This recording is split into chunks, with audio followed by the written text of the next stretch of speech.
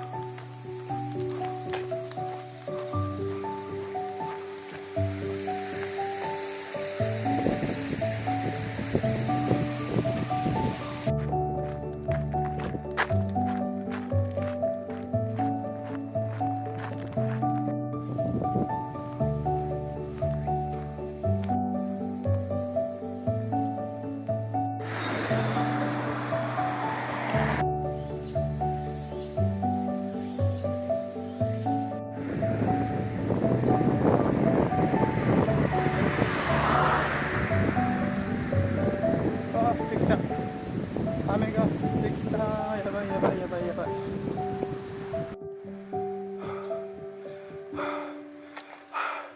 ちょっと走りました。雨宿り。ダメだ、きつい。走ったら。